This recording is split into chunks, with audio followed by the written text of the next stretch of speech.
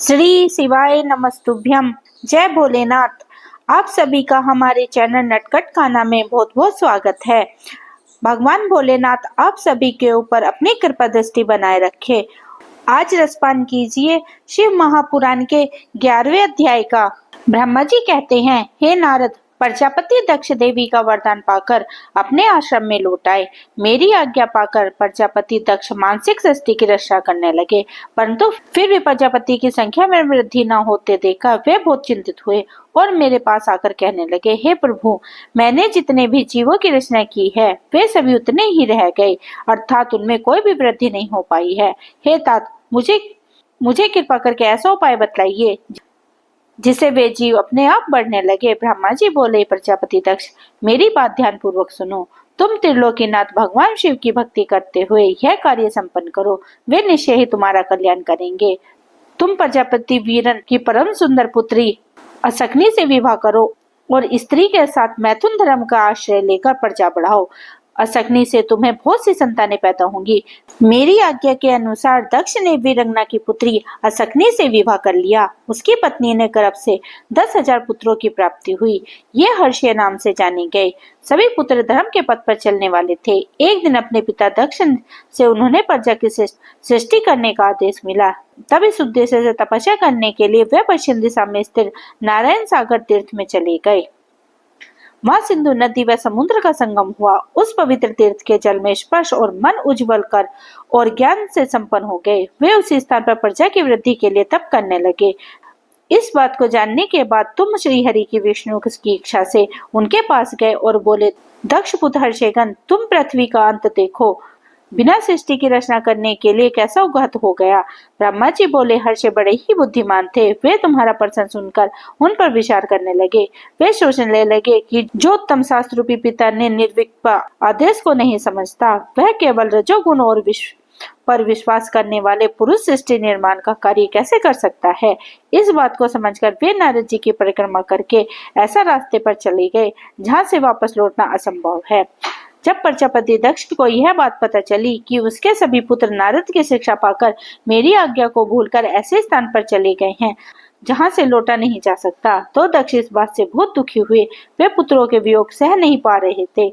तब मैंने उन्हें बहुत समझाया और उन्हें सांत्वना दी कि तुम पुनः दक्ष की पत्नी असकनी के गर्भ से सालिशे नाम का एक सहस्त्रपुत्र हुआ। वे सभी अपने पिता की आज्ञा को पाकर पुनः तपस्या के लिए उसी स्थान पर चले गए जहाँ बड़े भाई गए हुए थे। नारायण सरोवर के जल को स्पर्श से उनके सभी पाप नष्ट हो गए और मन शुद्ध हो गया। वे उसी तट पर प्रणव मंत्र का जाप करते हुए तपस्या करने लगे।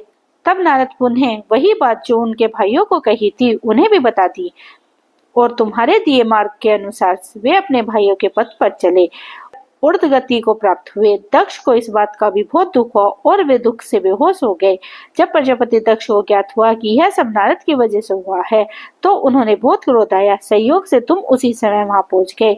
यह देखते ही क्रोध के कारण वे तुम्हारी निंदा करने लगे और तुम्हें धिक्कारने लगे। वे बोले, तुमने सिर्फ देखने के लिए ऋषि का रूप धारण कर रखा है। तुमने मेरे पुत्रों को ठगकर उन्हें भिक्षुक का मार्ग दिखाया है। तुमने लोक और परलोक दोनों का आश्रय का नाश कर दिया है। जो मनुष्य ऋषि देव और पितृ ऋणों को तारे बिना ही मोक्ष की इच्छा मन में लिए माता पिता को त्याग कर घर से चले जाता है, सन्यासी बन जाता है, वह अधोगति को प्राप्त हो जाता है। हे नारद, तुमने बार बार मेरा अमंगल किया है, इसलिए मैं तुम्हें शाप देता हूँ कि तुम कहीं भी स्थिर नहीं रह सकोगे। तीनों लोकों में विचारते हुए तुम्हारे पैर कहीं भी स्थिर नहीं रहेंगे, अर्थात तुम ठहरने के लिए सूर्य से ठिकाना नहीं मिलेगा। नारद, यद्यपि तुम साधु पुरुषों द्वारा सम्मानित हो, परंतु तुम शोकवश दक्ष ने ऐसा शाप दिया है जिससे तुम्हें शांत मन से ग्रहण कर लिया और तुम्हारे मन में किसी प्रकार का विकार नहीं आया। ब्रह्मा जी बोले, हे मुनिवर, दक्ष के इस रूप को जानकर मैं उनके पास गया। मैंने उसे शांत करने का प्रयत्न किया और सांत्वना दी। मैंने उनसे तुम्हारा परिचय दिया। दक्ष को मैंने यह भी जानकारी दी कि तुम भी मेरे पुत्र हो। तुम मुनियों में श्रेष्ठ एवं देवताओं के प्रिय हो। तत्पश्चात प्रजापति दक्ष ने अपनी पत्नी से 60 सुंदर कन्याएं प्राप्त की। तब उसका धर्म आदि के साथ विवाह करा दिया गया। दक्ष ने अपनी 10 कन्याओं का विवाह धर्म से, 13 कन्याओं का विवाह कश्यप मुनि से और 27 कन्याओं का विवाह चंद्रमा से करा दिया। दो भूर्ता गिरीश और कृषभ और शेष 4 कन्याओं का विवाह तक्षक के साथ करा दिया। इन सब की संतानों से 3 लोक भर गया। पुत्र पुत्रियों की उत्पत्ति के पश्चात प्रजापति दक्ष ने अपनी पत्नी सहित देवी जगदम्बा का ध्यान किया, देवी की बहुत स्तुति की। प्रजापति दक्ष की सपत्नी की स्तुति से देवी जगदम्बा ने प्रसन्न होकर दक्ष को पत्नी के गर्भ से जन्म लेने का निश्चय किया। उत्तम मुहूर्त देखकर दक्ष पत्नी ने गर्भ धारण किया। उस समय उसकी शोभा बढ़ गई।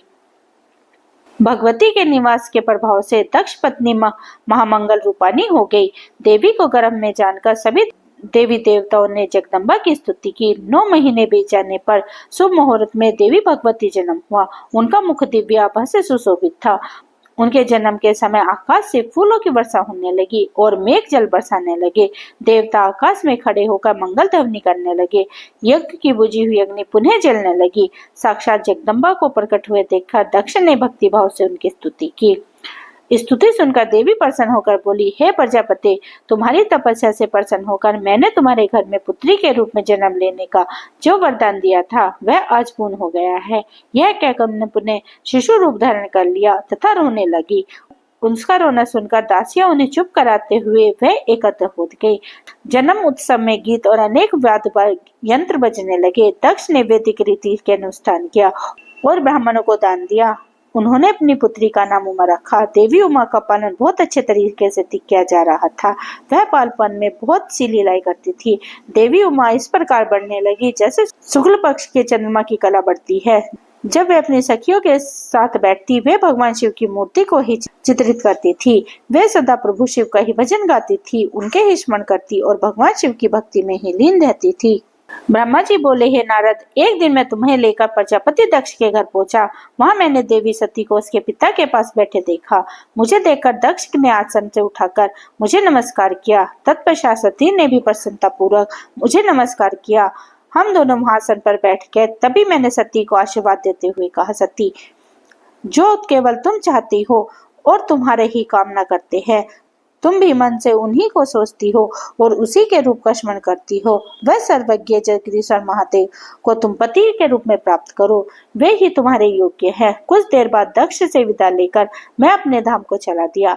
दक्ष को मेरी बात सुनकर बड़ा संतोष और प्रसन्नता हुई। मेरी कथन की सारी चिंताएं दूर हो गई। धीरे धीरे सती ने कुमार अवस्था पार कर ली और युवावस्था में प्रवेश कर लिया। उनका रूप अत्यंत मनोहरी था। उनका मुख दिव्य तेज से शोभेमान था। देवी सती को देखकर प्रजापति दक्ष को उनके विवाह की चिंता होने लगी। तब पिता के मन की बात जानकर देवी सती ने महादेव को पति के रूप में पाने की इच्छा अपनी माता को बतलाई। उन्होंने अपनी माता से भगवान शंकर को प्रसन्न करने के लिए तपस्या करने की आज्ञा मांगी। उनकी माता ने आज्ञा देकर घर पर ही उनकी आराधना प्रारंभ करा दी। अश्विनी मास की प्रतिपदा, षष्ठी और एकादशी तिथि में उन्होंने भक्ति पूर्वक भगवान शिव का पूजन कर उन्हें गुड़, भात और नमक का भोग लगाया व नमस्कार किया। इस प्रकार एक मास बीत गया। कार्तिक मास की चतुर्थी को देवी सती ने मालपुआ और खीर से भगवान शिव को भोग लगाया और उनका निरंतर चिंतन करती रही। मंगसिर के कृष्ण पक्ष की अष्टमी को तिल, जौ और चावल से शिव जी की आराधना करती और घी का दीपक जलाती। पौष मास के शुक्ल पक्ष सप्तमी को पूरी रात जागरण कर सुबह खिचड़ी का भोग लगाती। माघ पूर्णिमा को रात भर वे शिव आराधना में लीन रहती और सुबह नदी में स्नान कर गीले वस्त्रों में ही पुनः पूजा करने बैठ जाती। फागुन मास के कृष्ण पक्ष की चतुर्थी तिथि को जागरण कर शिव की विशेष पूजा करती। उसका सारा समय शिव जी को समर्पित था। वे अपनी दिन रात शिव जी के स्मरण में ही बिताती थी। चैत्र मास के शुक्ल पक्ष की चतुर्थी वे ढाके के फूलों और दावनों से भगवान शिव की पूजा करती। बैसाख में वे सिर्फ तिलों को खाती थी। वे नए जौ के भात से शिव जी की पूजा करती। जेठ मास में भूखी रहती और वस्त्रों से भटकियों के फूलों से शिव जी की पूजा करती। आषाढ़ मास के शुक्ल पक्ष की चतुर्थी को वे काले वस्त्र और भटकटैया से रुद्रदेव का पूजन करती। सावन मास में यज्ञ पवित्र वस्त्रों तथा कुशा आदि से वे पूजा करती थी। भाद्रपद मास में सभी फूलों व फलों से शिव का दर्शन करने की कोशिश करती। वे शिव जल ही ग्रहण करती थी। देवी सती हर समय भगवान शिव की आराधना में ही लीन रहती थी। इस प्रकार उन्होंने दृढ़ता पूर्वक नंदन व्रत को पूर्ण किया। व्रत पूरा करने के पश्चात शिव जी का ध्यान लगाने लगी। वे निश्चय आसन में स्थिर हो निरंतर शिव आराधना में लगी रहती। हे नारद, देवी सती की अनन्य भक्ति और तपस्या को अपनी आंखों से देखने में विष्णु तथा अन्य सभी देवी देवता और ऋषि मुनि वहां गए। वहां सभी ने देवी सती की भक्ति पूर्वक नमस्कार किया और उनके सामने मस्तक झुकाया। सभी देवी देवता ने उनकी तपस्या की सराहना की। तब सभी देवी देवता और ऋषि मुनि में ब्रह्मा और विष्णु सहित कैलाश पर्वत पर पहुंचे। वहां भगवान शिव ध्यान मगन थे। हमने उन्हें निकट जाकर दोनों हाथ जोड़कर उन्हें प्रणाम किया और उनकी स्तुति प्रारंभ कर दी। हमने कहा, हे प्रभु, आप परम शक्तिशाली हैं। आप ही रज, सतरज और तपो आदि शक्तियों के स्वामी हैं। त्रिवेद लोकप्रिय आपका स्वरूप है। आप अपने शरण में आए भक्तों की सदैव रक्षा करते हैं। आप सदैव भक्तों का उद्धार करते हैं। हे महादेव, हे महेश्वर, हम आपको नमस्कार करते हैं। आपकी महिमा जान पाना कठिन ही नहीं, असंभव है। हम आपके सामने अपना मस्तक झुकाते हैं। ब्रह्मा जी बोले। नारद, इस प्रकार भगवान शिव की स्तुति कर सभी देवता मस्तक झुकाकर शिव जी के सामने चुपचाप खड़े हो गए। ब्रह्मा जी बोले, श्री विष्णु सहित अनेक देवी देवता और ऋषि मुनि द्वारा की गई स्तुति सुनकर सृष्टिकर्ता शिव जी ने प्रसन्नता पूर्वक हम सबके आगमन का कारण पूछा। रुद्रदेव बोले, हे हरे, हे देवता और ऋषियों, मुझे अपने कैलाश पर आगमन के विषय में बतलाइए। आप लोग यहाँ किस लिए आए हैं और आपको कौन सा कार्य है? कृपा मुझे बतलाइए। मुने महादेव जी के इस प्रकार पूछने पर भगवान विष्णु की आज्ञा से मैंने इस प्रकार निवेदन किया। मैं बोले, हे देवादिदेव महादेव, करुणा सागर, हम यहाँ आपकी सहायता मांगने के लिए आए हैं। भगवान, हम तीन होते हुए भी एक हैं। सृष्टि के चक्र को नियमित रूप से चारों रूप से चलाने के लिए हम एक दूसरे के सहयोगी की तरह कार्य करते हैं। हम एक दूसरे के सहायक हैं। हम तीनों के परस्पर सहयोग के फलस्वरूप ही जगत के सारे कार्य संपन्न होते हैं। महेश्वर, कुछ असुरों का वध आपके द्वारा, कुछ असुरों का वध मेरे द्वारा और कुछ असुरों का वध श्री हरि द्वारा निश्चित होता है। हे प्रभु, कुछ असुर आपके वीर्य द्वारा उत्पन्न पुत्र के द्वारा नष्ट होंगे। हे भगवान, आप घोर असुरों का विनाश कर जगत को स्वस्थ व अभय प्रदान करते हैं। हे प्रभु, सृष्टि की रचना, पालन और संहार, ये तीनों ही हमारे कार्य हैं। यदि हम अपने कार्य सही तरह से नहीं करें तो हमारे अलग अलग शरीर धारण करने का कोई उद्देश्य नहीं रहेगा। हे देव, एक ही परमात्मा महेश्वर तीन स्वरूप में अभिव्यक्त है। वास्तव में शिव स्वतंत्र है। वे लीला के उद्देश्य से सृष्टि के कार्य करते हैं। भगवान विष्णु अपने बाएं अंग से प्रकट हुए हैं। मैं ब्रह्मा आपके दाएं अंग से प्रकट हुआ हूँ। रुद्रदेव आपके हृदय से प्रकट हुए हैं। इसलिए वे ही भगवान शिव को पूर्ण रूप हैं। उनकी आज्ञा के अनुसार मैं सृष्टि की रचना और भगवान विष्णु जगत का पालन करते हैं। हम आपका कार्य करते हुए विवाह कर सपत्नीक हो गए हैं। अतः आप भी विश्व हित के लिए परम सुंदरी को पत्नी के रूप में ग्रहण करें। हे महेश्वर, पूर्व काल में आपने शिव रूप में यह बात कही थी। आपने कहा था, मेरा एक अवतार तुम्हारे ललाट से होगा जिसे रुद्र नाम से जाना जाएगा। तुम ब्रह्मा सृष्टि करते हो जाओगे, भगवान विष्णु पालन करेंगे। मैं शिव सर्गुण रुद्र रूप संहार करने वाला हूँगा। एक स्त्री के साथ विवाह करके लोक के कार्य की सिद्धि करूंगा। हे महादेव, अब आप अपनी कही बात को पूरा कीजिए। हे प्रभु, आपके बिना हम दोनों अपना कार्य करने में समर्थ नहीं है। अतः प्रभु, आप एक स्त्री को पत्नी के रूप में धारण करें जो कि लोकहित के लिए कार्य कर सके। भगवान, जिस प्रकार लक्ष्मी विष्णु की और सरस्वती मेरी सहधर्मिणी है, उसी प्रकार आप भी अपने जीवन साथी को स्वीकार कीजिए। मेरी यह बात सुनकर महादेव जी मुस्कुराने लगे और हमसे इस प्रकार बोले। उन्होंने कहा, हे ब्रह्मा, हे विष्णु, तुम मुझे सदा से ही प्रिय हो। तुम समस्त देवताओं के श्रेष्ठ तथा त्रिलोकी के स्वामी हो, परंतु मेरे लिए विवाह करना उचित नहीं है। मैं सदा तपस्या में लीन रहता हूँ। इस संसार से सदा विरक्त रहता हूँ। मैं तो एक योगी हूँ जो सदैव निर्विकता के मार्ग पर चलता हूँ। घर गृहस्थी से भला मेरा क्या काम? मैं तो सदा आत्मा रूप हूँ जो माया से दूर हूँ, जिसका शरीर अवधूत है, जो ज्ञानी परमा आत्मा को जानने वाला और काम से शून्य है, भोगों से दूर रहता है। मैं अविकारी हूँ, भला उसे संसार की स्त्री से क्या प्रयोजन है? मैं तो योग करते समय ही आनंद का अनुभव कर लेता हूँ। जो मनुष्य ज्ञान से रहित है वे ही भोग अधिक महत्व देता है। विवाह एक बहुत बड़ा बंधन है, इसलिए मैं विवाह के बंधन में नहीं बंधना चाहता। आत्मा का चिंतन करने के कारण मेरा लौकिक स्वार्थ में कोई रुचि नहीं है। फिर भी जगत के हित के लिए तुमने जो कहा है वह मैं करूँगा।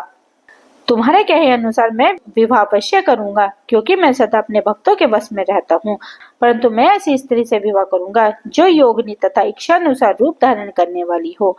जब मैं योग साधना करूं तो वह योगिनी हो जाए, और जब मैं काम आसक्त हो जाऊं तो वह कामनी बन जाए। ऐसी स्त्री ही मुझे पत्नी के रूप में स्वीकार होगी। मैं सदैव शिव चिंतन में लगा रहता हूँ। जो स्त्री मेरे चिंतन में विघ्न डालेगी वह जीवित नहीं रह सकेगी। मैं, विष्णु और ब्रह्मा, हम सभी शिव के अंश हैं, इसलिए हम सदा ही उनके चिंतन में करते हैं। उनके चिंतन के लिए मैं बिना विवाह किए रह सकता हूँ। अतः मुझे एक पत्नी प्रदान कीजिए जो मेरी इच्छा अनुसार कार्य करे। यदि वह स्त्री मेरे कार्यों में विघ्न डालेगी तो मैं उसका त्याग कर दूंगा। विवाह हेतु शिव की स्वीकृति पाकर ब्रह्मा और विष्णु बहुत खुश हो गए। वे विनता पूर्वक भगवान शिव से बोले, हे नाथ महेश्वर प्रभु, आपको जिस प्रकार की स्त्री की आवश्यकता है ऐसी ही स्त्री के विषय में सुनो। हे प्रभु, भगवान शिव की पत्नी उमा ही विभिन्न अवतार धारण करके पृथ्वी पर प्रकट होती हैं और सृष्टि के विभिन्न कार्यों को पूरा करने में आपका सहयोग प्रदान करती हैं। उन्हीं देवी उमा ने लक्ष्मी रूप धारण कर श्री हरि को वरा, सरस्वती रूप में मेरी अर्धांगिनी बनी। अब वही देवी लोकहित के लिए अपने तीसरे अवतार में अवतरित हुई हैं। उमा देवी प्रजापति दक्ष की कन्या के रूप में अवतरित लेकर अपने आपको पति के रूप में पाने की इच्छा के लिए घोर तपस्या कर रही हैं। उनका नाम देवी सती है। सती ही आपकी भार्या होने के योग्य हैं। वे महातेजस्विनी ही आपके पति के रूप में प्राप्त करेंगी। हे भगवान, आप उनकी कठोर तपस्या को पूर्ण करके उन्हें फलस्वरूप वरदान प्रदान कीजिए। उनकी तपस्या का प्रयोजन आपको पति रूप में प्राप्त करना ही है। अतः प्रभु, आप देवी सती की मनोकामना को पूर्ण कीजिए। हम सभी देवी देवता की यही इच्छा है। हम आपके विवाह का उत्सव देखना चाहते हैं। आपका विवाह तीनों लोगों को सुख प्रदान करेगा तथा सभी का मंगलकारी होगा। तब भगवान शिव बोले, आप सबकी आज्ञा के लिए मैं सबसे ऊपर है, क्योंकि मैं सदैव अपने भक्तों के अधीन हूँ। आपकी इच्छा के अनुसार मैं देवी सती द्वारा तपस्या पूरी कर उनसे विवाह अवश्य करूंगा। भगवान शिव के ये वचन सुनकर हम सभी बहुत प्रसन्न हुए और उनसे आज्ञा लेकर अपने अपने धाम को चले गए। ब्रह्मा जी कहते हैं, हे मुनिवर, सती ने अश्विनी मास के शुक्ल पक्ष की अष्टमी को उपवास किया। नंद व्रत के पूर्ण होने पर जब वे भगवान शिव के ध्यान में मगन थी तो भगवान शिव ने उन्हें प्रत्यक्ष दर्शन दिए। भगवान शिव का रूप अत्यंत मनोहरी था। उनके 5 मुख थे। वे प्रत्येक मुख में 3 नेत्र थे। मस्तक पर चंद्रमा सुशोभित था। उनके कंठ में नील चिन्ह था। उनके हाथ में त्रिशूल, ब्रह्म कपाल, वर तथा अभय था। उनके पूरे शरीर पर भस्म लगा रखी थी। गंगा उनके मस्तक की शोभा बढ़ा रही थी। उनका मुख करोड़ों चंद्रमा के समान प्रकाशमान था।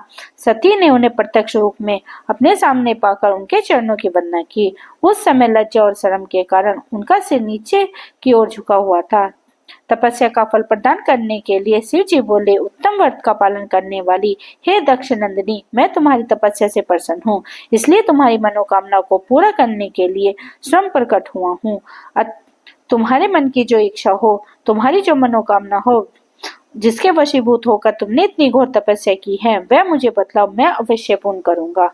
ब्रह्मा जी बोले, हे मुनि, जगदीश्वर महादेव ने सती के मनोभाव को समझ लिया था। फिर भी वे सती से बोले कि देवी वर मांगो। देवी सती शर्म से सिर झुकाई थी। वे चाहकर भी कुछ नहीं बोल पा रही थी। भगवान शिव के वचन सुनकर सती प्रेम में मगन हो गई।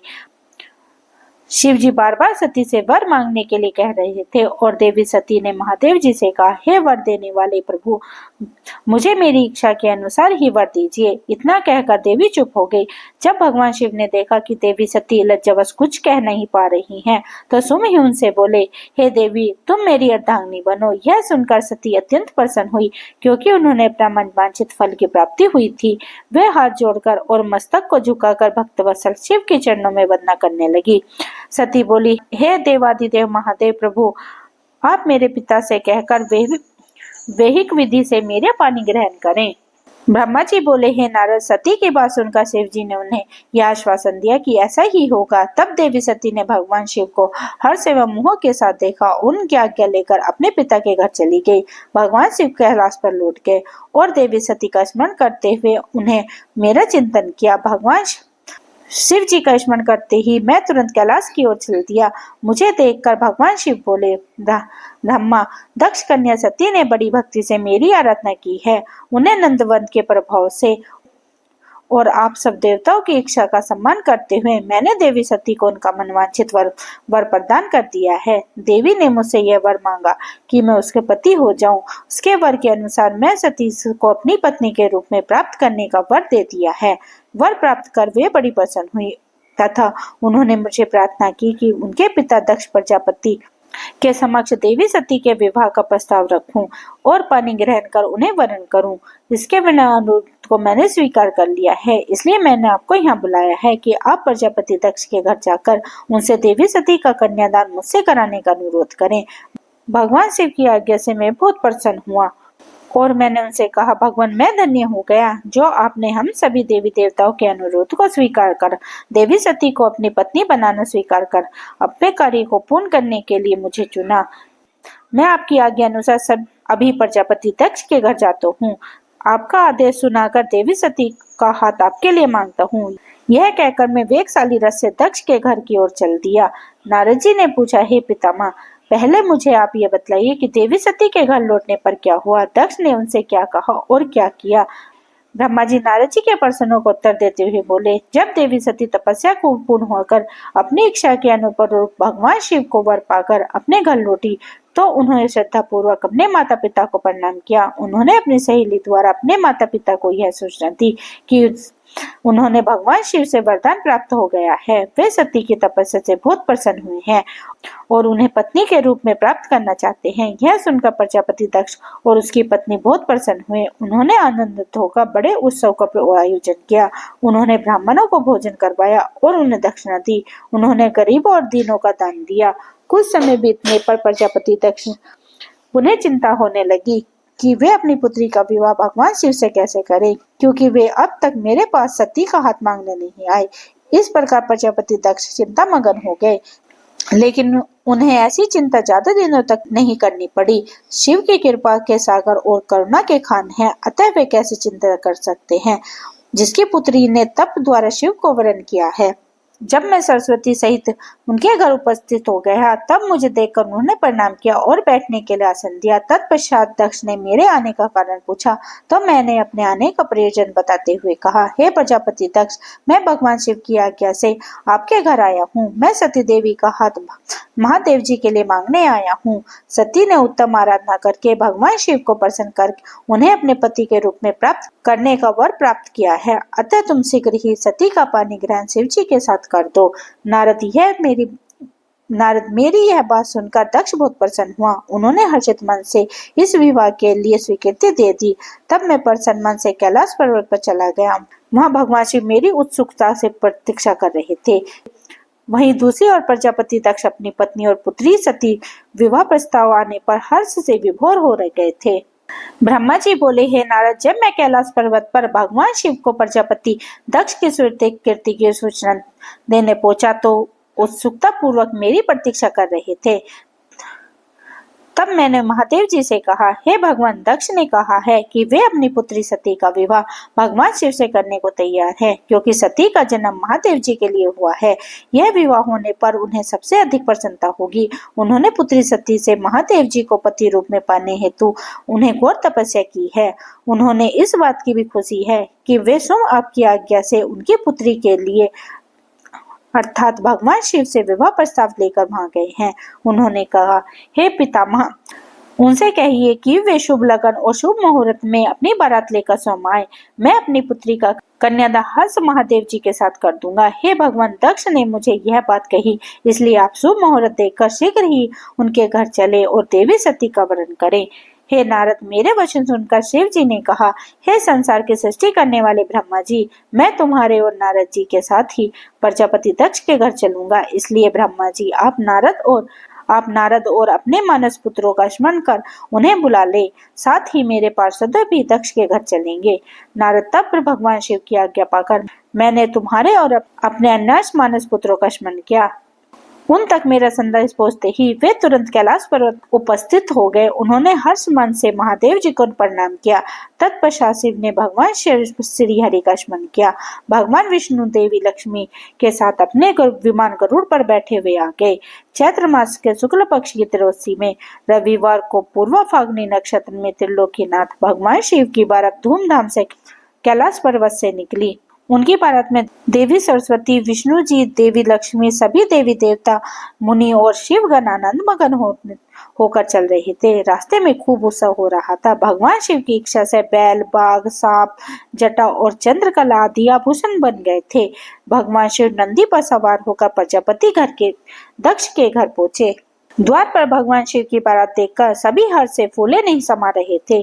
प्रजापति दक्ष ने विधि पूर्वक भगवान शिव का पूजन अर्चन किया। उन्होंने सभी देवताओं का खूब आदर सत्कार तथा उन्हें घर के अंदर ले गए। दक्ष ने भगवान शिव को उत्तम आसन पर बिठाया और हम सभी देवताओं और ऋषि मुनियों को भी यथोयोग्य स्थान दिया। सभी के भक्ति पूर्वक पूजन किया। दक्ष ने मुझसे प्रार्थना की कि मैं वैवाहिक कार्य को संपन्न कराऊं। मैंने दक्ष की प्रार्थना को स्वीकार किया और वैवाहिक कार्य कराने लगा। शुभ लगन और शुभ मुहूर्त देखकर प्रजापति दक्ष ने अपनी पुत्री सती का हाथ भगवान शिव के हाथ में सौंप दिया और विधि विधान से पानी ग्रहण संस्कार संपन्न हो गया। उस समय वहाँ बहुत बड़ा उत्सव हुआ और नाच गाना भी हुआ। सभी आनंद मगन थे। हम सभी देवी देवताओं ने भगवान शिव और देवी सती की बहुत स्तुति की और उन्हें भक्ति पूर्वक प्रणाम किया। भगवान शिव और सती का विवाह हो जाने पर उसके माता पिता बहुत प्रसन्न हुए और महादेव जी को अपनी कन्या का दान देकर प्रजापति दक्ष कृतज्ञ हो गए। महेश्वर का विवाह होने पर पूरा संसार मंगल उत्सव मनाने लगा। ब्रह्मा जी कहते हैं, हे मुनि, कन्यादान करके दक्ष ने भगवान शिव को अनेक उपहार दिए। उन्होंने सभी ब्राह्मणों को भी दान दक्षिणा दी। तत्पश्चात भगवान विष्णु अपनी पत्नी लक्ष्मी सहित भगवान शिव के समक्ष हाथ जोड़कर खड़े हो उनकी आराधना करने लगे। वे बोले, हे दया सागर महादेव जी, आप संपूर्ण जगत के पिता हैं और देवी सती आपकी सबकी माता हैं। भगवान आप दोनों ही अपने भक्तों की रक्षा के लिए और दुष्टों का नाश करने के लिए अनेक अवतार धारण करते हैं। इस प्रकार उन्होंने देवी शिव सती की स्तुति की। नारद, मैंने उनके पास आकर विधि के अनुसार फेरे कराने लगा।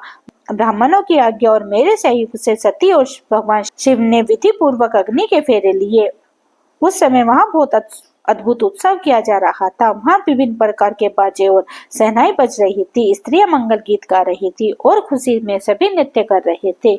भगवान विष्णु बोले, सदाशिव, आप संपूर्ण प्रकृति के रचयिता हैं। आपका स्वरूप ज्योतिर्मय है। ब्रह्मा जी, मैं और रुद्र आपके ही रूप हैं। हम सभी सृष्टि की रचना, पालन और संहार करते हैं। हे प्रभु, हम सब आपका ही अंश हैं। प्रभु, आप आकाश के समान सर्वव्यापी और ज्योतिर्मय हैं। जिस प्रकार हाथ, कान, नाक, मुंह और सिर आदि शरीर के विभिन्न रूप हैं, उसी प्रकार हम भी आपके शरीर के ही अंग हैं। आप निर्गुण निराकार हैं। समस्त दिशाएं आपका मंगल गीत गाती हैं। सभी देवी देवता और ऋषि मुनि आपके चरणों की वंदना करते हैं। आपकी महिमा का वर्णन करने में मैं असमर्थ हूँ। भगवान, यदि हमसे कुछ गलती हो गई हो तो कृपा उसे क्षमा करे और प्रसन्न होइए। ब्रह्मा जी बोले, इस प्रकार श्री हरि ने भगवान शिव की बहुत स्तुति की। उसकी स्तुति सुनकर भगवान शिव बहुत प्रसन्न हुए। विवाह के सभी रीति के पूर्ण होने पर हम सभी ने महादेव जी एवं देवी सती को बधाई दी तथा उनसे प्रार्थना की कि वे कृपा दृष्टि सदा हम पे बनाए रखें, वे जगत का कल्याण करें। तत्पश्चात भगवान शिव ने मुझसे कहा, हे ब्राह्मण, आपने मेरा वैवाहिक कार्य संपन्न कराया है। आप मेरे ही आचार्य हैं। आचार्य का कार्य सिद्धि के लिए दक्षिणा अवश्य दी जाती है। इसलिए आप मुझे बताइए कि मैं दक्षिणा में आपको क्या दूं। महाभागा, आप जो मांगोगे मैं अवश्य दूंगा। मुने, भगवान शिव के इस प्रकार के वचन सुनकर मैं हाथ जोड़कर उनके सामने से खड़ा हो गया। मैंने उन्हें प्रणाम करके कहा, हे देवेश, यदि आप मुझे अपना आचार्य मानकर कोई वर देना चाहते हैं तो मैं आपसे वर मांगता हूँ कि आप सदा इसी रूप में इसी वेदी पर विराजमान हो रहकर अपने भक्त को दर्शन दे। इस स्थान पर आपके दर्शन करने से सभी पापियों के पाप धुल जाएं। आपके यह विराजमान होने से मुझे आपका साथ प्राप्त हो जाए।